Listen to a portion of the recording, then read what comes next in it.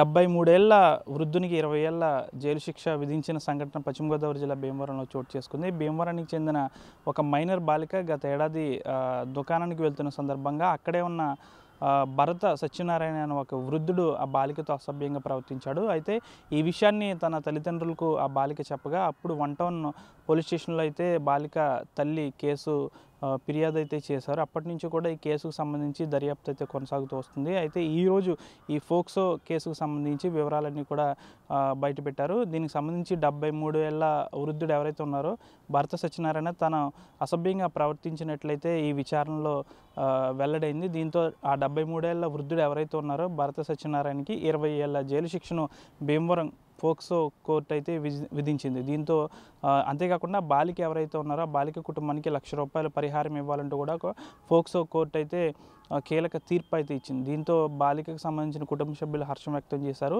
అయితే గత ఏడాది 2024లో జనవరిలో జరిగిన ఈ సంఘటన ఈ 2025కి సంబంధించి ఇప్పుడు మే నెలలో తీర్పు అయితే వచ్చింది. అప్పటి నుంచి విచారణ అయితే కొనసాగుతూ వస్తుంది.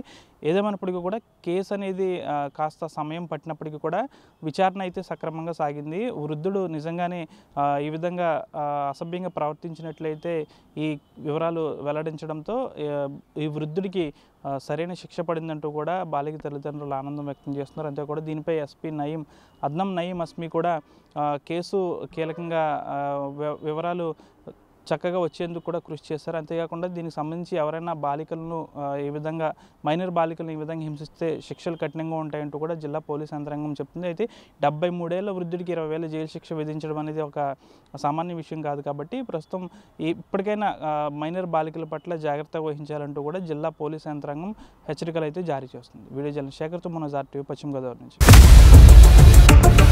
ఇండియా పాకిస్తాన్ ఉద్రిక్తతలపై లేటెస్ట్ అప్డేట్స్ కోసం డౌన్లోడ్ చేసుకోండి RTV లైవ్ యాప్.